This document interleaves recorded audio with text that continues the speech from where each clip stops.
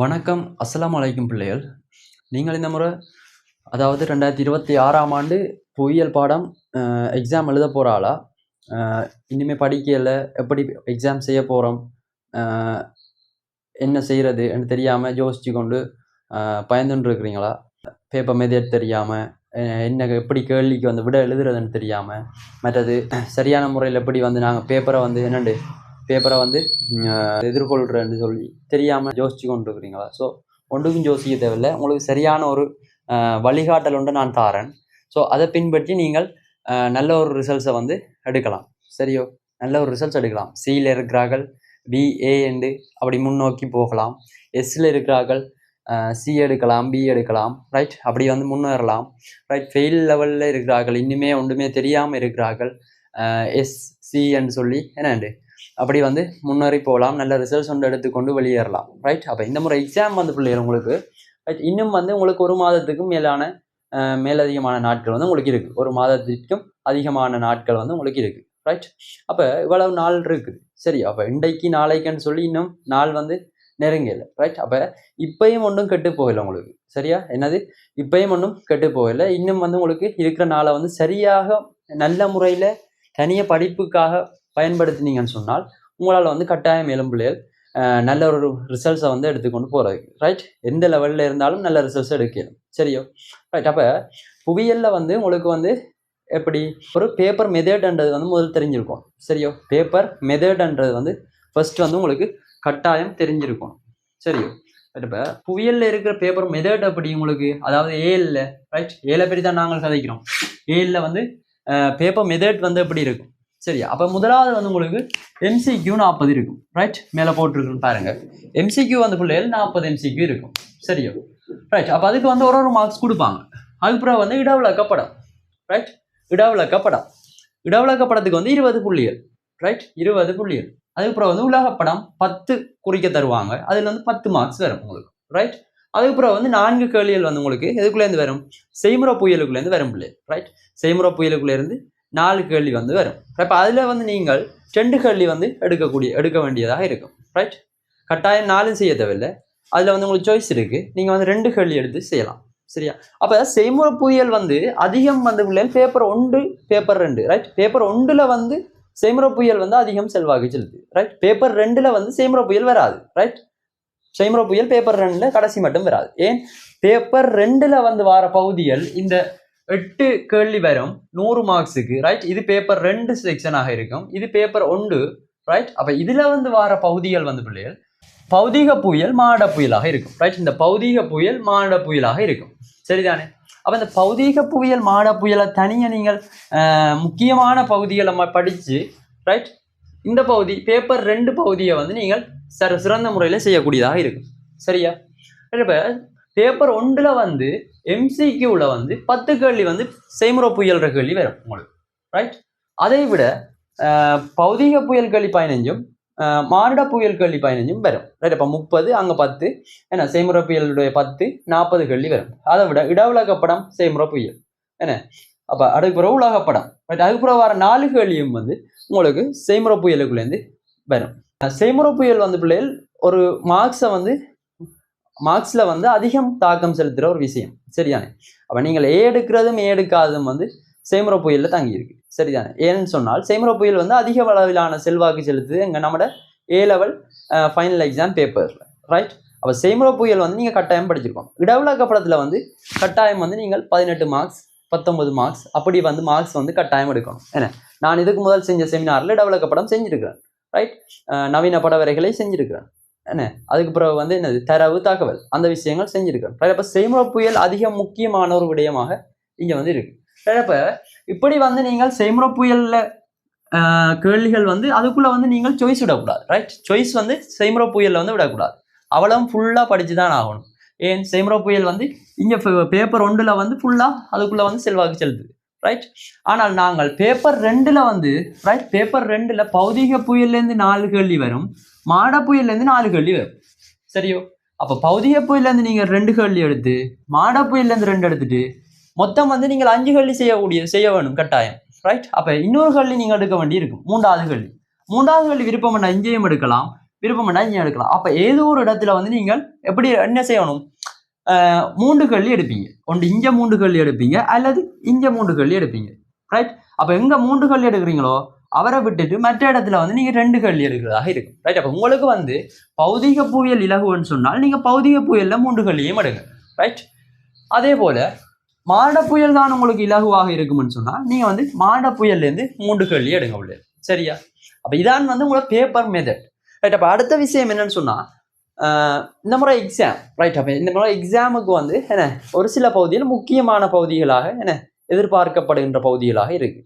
இப்போ அதில் வந்து செய்முறை புயல் நான் சொல்லிட்டேன். அதில் வந்து நீங்கள் கட்டாயம் என்ன அவ்வளவும் படிச்சு தான் ஆகணும். அதில் சாய்ஸ் விட யோசிக்க வேண்டாம். ரைட்? அதை படிச்சுட்டு இதை விடுவோம், இது வந்தால் நாங்கள் செய்வோம் அப்படின்னு யோசிக்க தேவை. ரைட்? அவ்வளவும் படிங்க செய்முறை புயல். சரியோ? ரைட்? அப்போ பௌதிக புயல் மாட புயலில் வந்து நீங்கள் பிள்ளைகள் சாய்ஸ் விட்டு செய்கிறது என்ன கூட சாய்ஸில் இருக்குது. உங்களுக்கு 3 கேள்வி வந்து விடலாம் நீங்கள். ரைட்? இங்கே 3 எடுத்து அங்கே 2 எடுத்தால் ரைட் இங்கே 2 கேள்வி விடலாம், இங்கே ஒரு கேள்வி விடலாம். சரிதானே? அப்போ அடுத்த விஷயம் என்னன்னு சொன்னால் இங்கே வந்து ஒவ்வொரு இலக்கத்துக்குரிய வினாக்களும் வந்து ஒரு சில பகுதிகளுக்குள்ளேருந்து மட்டும்தான் எடுப்பாங்க. ரைட்? கண்ட பாட்டுக்கு குழப்பி போடுறதில்லை. ரைட்? தொகுதியை கொண்டு 8வது கேள்வியாக போடுறதில்லை. சரியானே? அப்போ அதுக்குன்னு சொல்லி ஒரு ஆர்டர் இருக்குது, பேப்பர் வந்து செட் பண்ணுற ஒரு முறை இருக்குது. ரைட்? அப்போ அந்த மெத்தடில் தான் அவங்க எடுப்பாங்க. அப்போ அந்த மெத்தட் படி நாங்கள் படித்து என்ன அதுக்கேற்ற வகையில் வந்து நாங்கள் அதை அணுகி படிக்கிற போது எங்களுக்கு வந்து இலகுவாக வந்து பேப்பரில் வந்து நாங்கள் எடுக்கக்கூடியதாக இருக்கும். ரைட்? அப்போ அந்த விதத்தில் பௌதிக புயல பிள்ளைகள் இந்த மாதிரி முக்கியமான பகுதியாக எதிர்பார்க்கிற பகுதிகளாக முதலாவது வினாவில் வந்து நாங்கள் வளமையாக வந்து தொகுதிக்குள்ளே வாரதுன்னு வளமையாக வந்து தொகுதிகளுக்குள்ளே வாரது. அப்போ அந்த விதத்தில் நான் போர்ட்டில் இந்த ஏற்கனவே எழுதி வச்சிருக்கிறேன். ஸோ பாருங்கோ, நோட் பண்ணி இந்த விஷயங்களை படிங்க. சரிதானே? மிச்ச பகுதிகளை படிக்க வேண்டாம்னு சொல்லல, எம்சிக்யூகளுக்கு வரும் ஏன்னா தச்சமயம் மற்ற பகுதியிலையும் போடலாம். ரைட்? அப்போ நான் சொல்கிறது அதிகம் வந்து தாக்கம் செலுத்துகிற விடயம். ரைட்? அதிகம் வந்து இந்த விஷயங்களில் வந்து நீங்கள் கவனம் செலுத்தி இந்த முறை எக்ஸாமுக்கு படிங்க. இன்னும் இருக்கிறது ஏன்னா கொஞ்சம் காலம் இருக்குது, என்ன ஒரு கொஞ்சம் நாட்கள் இருக்குது, ஒரு மாதத்திற்கும் கொஞ்சம் அதிக அளவிலான நாட்கள் வந்து இருக்குது. ரைட்? அப்போ இன்னும் கெட்டு போகல, எல்லாமே இயலும். ரைட்? 7 ஆண்டு ஒன்று இல்லை தானே பிள்ளைகள், 7 ஆண்டு ஒன்றும் இல்லை. ரைட்? நீங்கள் நினைச்சா உங்களால் இயலும் நல்ல ஒரு மார்க்ஸ் எடுத்துகிட்டு போகிறது. சரியோ? ரைட்? அப்போ பௌதிக புயலில் தொகுதிகளுக்குள்ளே வந்து நாங்கள் கற்கோளம் மற்றது பாறை புவிக்கோளம் இப்படியான விஷயங்கள் அதுக்குள்ளே படிங்க, நல்லா படித்து வைங்க. பிறகு வந்து புறவிசை வந்து படிங்க கட்டாயம். ரைட்? ஏன் புறவிசை வந்து கொஞ்சம் நாட்கள் வந்து வேற இல்லைன்னு கடந்த காலத்தில் அகவிசைகளை வந்து தொடர்ந்து போட்டிருக்காங்க. ஸோ புறவிசையை வந்து படிங்க. அடுத்து வந்து பிள்ளைகள் கெப்பனின் காலநிலை அயனமலை காடுகள். ரைட்? அந்த பகுதியை பாருங்க. ரைட்? அடுத்த வந்து இயற்கை அனர்த்தம். ரைட்? இயற்கை அனர்த்தத்தை கொஞ்சம் அதிக அளவில் படிங்க. ஏன்னா வெள்ளப்பெருக்கள் இலங்கையில் ஏற்பட்டது. அப்போ அந்த அதுகளை வச்சுக்கொண்டு என்ன பெரிய ஒரு வெள்ளப்பெருக்கு ஏற்பட்டது. அப்போ அதில் வச்சுக்கொண்டு கேள்விகள் சில போடலாம். என்ன 4வது கேள்வியாக பொதுவான கேள்வி கேட்கறது வழக்கம். அப்போ அதே போல் இலங்கையை வச்சுக்கொண்டு 4வது கேள்வியை கேட்கலாம். என்கிட்டடியில் வெள்ளப்பெருக்கள் நடந்தது. அதையும் விட சூழலியல் அமைப்புகள் படிங்க. அப்போ இங்கே உங்களுக்கு படிக்கைக்குள்ள அயனமலை காடுகளுக்கு வரும். அதே போல் சூழலியல் அமைப்புக்குள்ள அவரும் ஒரு ஆளாக இருப்பார். அப்புறம் ஈஸியாக இருக்கும் உங்களுக்கு. ரைட்? அப்போ இந்த விஷயம் எல்லாம் பிள்ளைகள் பௌதிக புயலுக்குள்ளே இருக்குது. ரைட்? அப்போ இந்த விஷயங்களை நீங்கள் பௌதிக புயலுக்குள்ளே நல்லா கிளியராக படிங்க. ரைட்? ஒரு மாதத்தில் பிள்ளைகள் ரைட் இவ்வளவுத்தையும் படித்து முடிக்கிற பெரிய வேலை இல்லை. சரிதானே? 7 ஆண்டு நினைக்கிற ஒருத்தனுக்கு ஒன்றுமே இல்லாமல் தான் இருக்கு. சரிதானே? அதான் உண்மை. 7 மண்டு ஒரு நீங்கள் மனசில் நினைச்சிங்கன்னு சொன்னால் எல்லாமே இயலும். ரைட்? படிக்க இயலும். சரியா? உங்களால் எவ்வளவு நாளுக்குள்ளே எவ்வளோத்தை படிக்கணும்னு நினைக்கிறீங்களோ அவ்வளோத்தையும் முடிக்கணும். இதே நீங்கள் 7 ஆண்டு விஷயத்தை நினைச்சிட்டிங்கன்னு சொன்னால் அது வந்து கடைசி மட்டும் நடக்காது. ரைட்? இப்போ 7ஆவதுன்னு நினைக்கக்கூடாது. எந்த விஷயத்தையும் எந்த ஒரு விஷயமாக இருந்தாலும் நாங்கள் 7 மணி நினைக்கணும். ரைட்? அப்போ அதே போல் மாட புயலுக்குள்ள வரோம். நாங்கள் மாட புயலுக்குள்ள பிள்ளைகள் எந்த ஒரு வருடத்தினுடைய முதலாவது கேள்வியை பார்த்தீங்கன்னு சொன்னாலும் சனத்தொகை தான். ரைட்? முதலாவது கேள்வின்னு சொன்னால் அங்கே 5வது கேள்வியாக இருக்கும். ஏன் அதுக்கு முன்னுக்கு வர 4 கேள்விகள் பௌதிக புயலுக்குள்ள வந்துடும். சரிதானே? அப்போ 5வது கேள்வி வந்து எப்பயும் சனத்தொகைக்குள்ள வரும். அப்போ சனத்தொகைக்குள்ள நீங்கள் படிக்க வேண்டிய விஷயங்கள் என்ன கட்டமைப்புகள் படிக்கணும். அடுத்து வந்து முதியோர் சனத்தொகை படிக்கணும். பிறப்பு வீதம் படிக்கணும். ஏன்னா இப்படி வந்து அதுக்குள்ள வந்து முக்கியமான நான் சொன்ன இந்த விஷயங்களை வந்து படிக்கணும். ரைட்? அப்போ அதுக்குள்ள வந்து பொதுவான கேள்வியில் கேட்கலாம். என்ன முதியோர் சனத்தொகையை வச்சு கொண்டு கேட்கலாம். பொருளாதாரத்தில் ஏற்படுற பிரச்சனைகள் அப்படி வந்து முதியோர் சனத்தொகையில வச்சுக்கொண்டு கேட்கலாம். அல்லது பிறப்பு வீதங்களை வச்சுக்கொண்டு கேட்கலாம். இடப்பெயர்வை வச்சுக்கொண்டு கேட்கலாம். ரைட்? அதே போல கட்டமைப்புகள் 4 விதமான கட்டமைப்புகள் இருக்கு. என்ன அதுக்குரிய அந்த கூம்புகள் இருக்குது. அப்போ அதுகளை வந்து நீங்கள் சரியான முறையில் படித்து வச்சு கொள்ளணும். அதுக்குரிய விளக்கங்களை அடுத்து வந்து பாஸ் பேப்பர்களை வந்து முடிஞ்ச அளவு ட்ரை பண்ணி எழுதி செஞ்சு பாருங்க. சரிதானே? ரைட். அதுக்கு பிறகு வந்து குடியிருப்பு விவசாயம், ரைட். ரெண்டும் வேறு வேறு பாடம் பிள்ளைகள், ரைட். ரெண்டும் படிக்கணும். ஏன் அதுக்கு பிறகு வர 7வது 6வது கேள்வியில் இந்த விஷயங்களை போடலாம், ரைட். குடியிருப்பு விவசாயம், என்ன விவசாயத்துக்கு வந்து உலக விவசாயம், இலங்கை விவசாயம் என்று 2 விஷயம் இருக்குது. அப்போ நாங்கள் அது கட்டாயம் படிக்கும். விவசாயம் வந்து மிக இலகுவான பாடம் பிள்ளைகள், சரிதானே. நம்மளுக்கு ஏற்கனவே தெரிஞ்ச விடயங்கள் தான் அதுக்குள்ளேயும் இருக்குது, ரைட். அப்போ ஜியோகிராஃபி என்றதே வந்து ஒரு பொதுவாக ஒரு இலகுவான பாடம் தான், சரிதானே. இன்ட்ரெஸ்டான பாடம், என்ன இன்ட்ரெஸ்டான பாடம், இலகுவான பாடம். ஆகவே வந்து பிள்ளைகள் இலகுவா நீங்கள் விரும்பி படிக்கின்ற போது அது வந்து உங்களுக்கு இலகுவா இருக்கும், ரைட். அப்போ அடுத்த வந்து பாருங்க, அடுத்த கனிய வளம், அதாவது பெட்ரோலியம், இரும்புத்தாது, அந்த விஷயங்கள், ரைட். அதுக்கப்புறம் கைத்தொழிலையும் படிக்கணும், ரைட். இப்போ கனிய வளத்துக்குள்ள பெட்ரோலியம், இரும்புத்தாது, பெட்ரோலியம் பிரச்சனை வந்த நிலங்களில். அப்போ பெட்ரோலியம் வந்து கொஞ்சம் முக்கியமான ஒரு விடயமாக இருக்கு, ரைட். அப்போ இது கனிய வளங்கள் படிக்கக்குள்ள பெட்ரோலியம், இரும்புத்தாது இப்படி வந்து அதுக்குள்ள காணப்படுற கனிய வளங்களை படிங்க, ரைட். அப்போ அந்த பகுதி எங்கே வரும், என்ன 5வது 6வது 7வது கேள்வியாக போடலாம், 7வது 8வது கேள்வியாக போடலாம் இந்த விடயங்கள், சரியோ. அப்போ இந்த கனிய வளம்ன்றது முக்கியமான பகுதி இந்த முறை. ஆகவே கனிய வளங்களை படிங்க, ரைட். அதுக்கு பிறகு 8வது கேள்வியாக சுற்றுலா கைத்தொழில் அல்லது பிராந்திய அமைப்புகள், ரைட். இரண்டும் வேறு வேறு பாடங்கள் பிள்ளைகள். சுற்றுலா கைத்தொழில் தெரியும், ரைட், சின்ன பாடம். பிராந்திய அமைப்புகளும் சின்ன பாடம் தான், சரிதானே.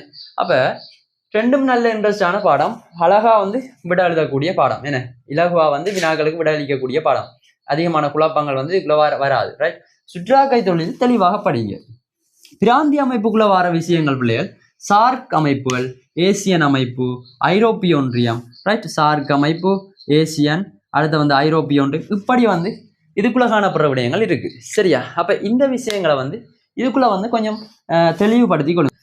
இதை வந்து நீங்கள் முழுமையாக வழியாக படிச்சு கொள்ளுங்க. கனிய வளம், குடியிருப்பு, சனத்தொகை, இவ்வளவுதான் பிள்ளைகள் இருக்கிற விஷயம். இதுக்குள்ள இதை விட மிச்ச பகுதிகள் இருக்குது, அதை படிக்கணும், அதையும் படிக்கத்தான் வேணும், ரைட். அதுகள் வந்து MCQகளில் தாக்கஞ்செலுத்தலாம். தச்சமயம் இதுக்கு இதில் இருக்கிற ஏதோ ஒன்றுக்கு பதிலாக அதை கொண்டு வந்து போடலாம், ரைட். அப்போ நாங்கள் படிக்க எதையுமே வேணாமென்று சொல்லி எதையுமே தேவையில்லைன்னு விட இல்லாது. ஆனால் என்ன சொல்கிறேன்னு சொன்னால், நீங்கள் வந்து இந்த பகுதிகளில் வந்து அதிகமாக ரெடி பண்ணி வைங்க, ரைட். இந்த பகுதியை வந்து அதிகமாக ரெடி பண்ணி வைங்க, ரைட். திருப்ப திருப்ப எழுதி பாருங்க பிள்ளைகள். MCQக்கு கைடை வாசிங்க, ரைட். MCQக்கு கைடை வாசிங்க, ரைட். டீச்சர்ஸ் கைடு இருக்கு தானே, 12, 13ஆம் ஆண்டு 2ம். அப்போ அதுகளை வாசிங்க, சரியோ. அப்போ அதுகளை வாசிக்க திருப்ப திருப்ப வாசிக்க என்ன நடக்கும், உங்களுக்கு வந்து அது வந்து மனதில் பதிஞ்சிடும், சரியோ. அப்போ இப்படி வந்து நீங்கள் வந்து பரீட்சைக்கு வந்து ரெடி பண்ணணும், சரியோ. அதுக்கப்புறம் வந்து இடவிலக்க படங்கள் தொடர்பான விடயங்கள் வந்து பிள்ளைகள் பாஸ் பேப்பர் கேள்வியில் செய்யுங்க. குறியீடுகளை வந்து மறக்காதீங்க, என்ன. இப்போ வந்து அதிகம் வந்து குறிக்க சொல்லி தான் தராங்க, குறியீடுகளை வந்து இனம் காண சொல்லி, ரைட். அப்போ அதுகளை வந்து அதிகம் பாருங்க.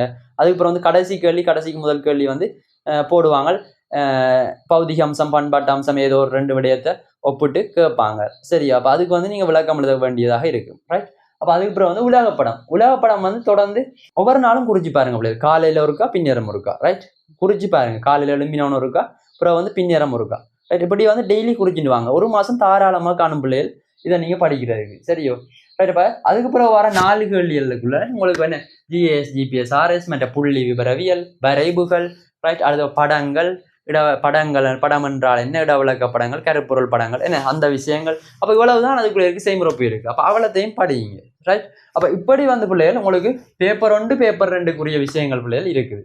சரியான முறையில் வந்து ரெடி பண்ணி படித்து எக்ஸாமை வந்து நல்ல முறையில் தோற்றுறதுக்கு ரெடி ஆகுங்க பிள்ளைகள், ரைட். அப்போ இன்னொரு விஷயம், அடுத்த முக்கியமான விஷயம் பிள்ளைகள், நீங்கள் வந்து எக்ஸாமில் வந்து கேள்விகளுக்கு வந்து விட எழுதுகிற முறை, ரைட். விட எழுதுறதுக்குன்னு சொல்லி முறைகள், ரைட். அந்த முறையை வந்து முறையின்படி எழுதணும் பிள்ளைகள், ரைட். அப்போ இப்போ உங்களுக்கு, ரைட், இப்போ உதாரணமாக உங்களுக்கு ஒரு 4 மார்க்ஸுக்கு, ரைட், 4 மார்க்ஸுக்கு ஒரு கேள்வி வருது, ரைட். ஒரு 4 மார்க்ஸுக்கான கேள்வி வருது என்று சொன்னால் நீங்கள் அதுக்குரிய என்ன தடுக்கணும், பாயிண்ட்ஸ் 2 விஷயத்தை எடுப்பீங்க, ரைட். அப்போ 4 மார்க்ஸுக்கு ஏதோ ஒரு கேள்வியை கேட்டு அதை குறிப்பிட்டு 2 விடயங்களை குறிப்பிட்டு விளக்கு கண்டு கேட்குறாங்க. அப்படி கேட்கக்குள்ள நீங்கள் என்ன செய்வீங்க, பாயிண்ட்ஸ் ஒன்று போட்டு என்ன செய்வீங்க, முதலாவது ஒரு பாயிண்ட்ஸை கொடுப்பீங்க, ரைட். முதலாவது ஒரு விடயத்தை கொடுப்பீங்க, அதற்குரிய விடையை கொடுத்தால் அது வந்து அதனுடைய தலையங்கமாக இருக்கும், ரைட். இப்போ அதுக்குள்ள நீங்கள் என்ன செய்யணும், அதுக்குரிய விளக்கம் எழுதணும், என்ன குறிப்பிட்டு விளக்கு. என்ன சும்மா ஒரு பாயிண்டை கொடுத்தால் அதுக்கு தனியாக மார்க்ஸ் போடலை,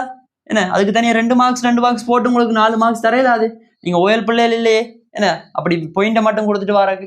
ஸோ வந்து விளக்கம் எழுதணும். அப்போ கீழே என்ன செய்வீங்க, ஒரு 5 அல்லது 6, ரைட், 5 அல்லது 6 வரைக்கும் வந்து விளக்கம் எழுதுவீங்க, சரியா பிள்ளைகள், விளக்கம் எழுதுவீங்க. பிறகு வந்து என்ன செய்வீங்க, இப்போ வந்து நாங்கள் 2 மார்க்ஸுக்கு எழுதிக்கிறோம். இதை வந்து உடைச்சி தான் உங்களுக்கு பேப்பரில் மார்க்ஸ் போடுவாங்க. 4 மார்க்ஸ்ன்னு சொன்னால் அது 2 உடைப்பாங்க. உங்களோட நீங்கள் எழுதுகிற ஒவ்வொரு விஷயத்துக்கும் வந்து 2 உடை, ரைட்?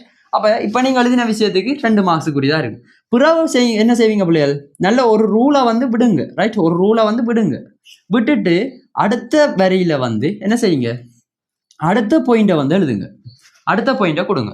அடுத்த பாயிண்டை கொடுத்துட்டு இதே போல் அதுக்கு வந்து என்ன செய்வீங்க, ஒரு 5 தொடக்கம் 6, ரைட்? இந்த மாதிரியான அமைப்பில் வந்து விட கொடுப்பீங்க, ரைட்? இது வந்து 4 மார்க்ஸுக்கு, சரிதானே?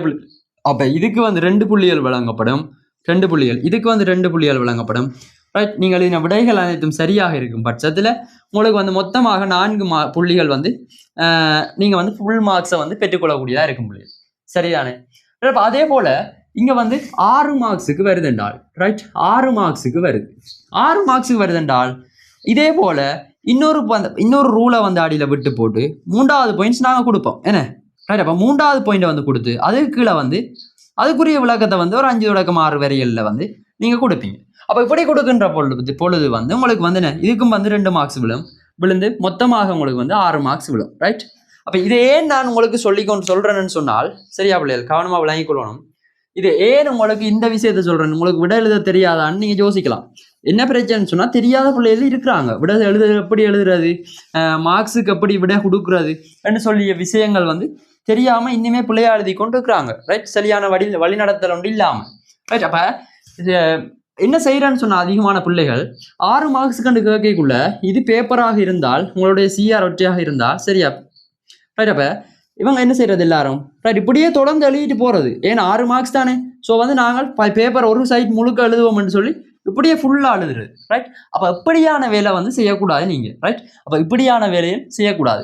ஒவ்வொரு பகுதியை நீங்கள் பிரித்து காட்டி எழுதணும் பிள்ளைகள், ரைட்?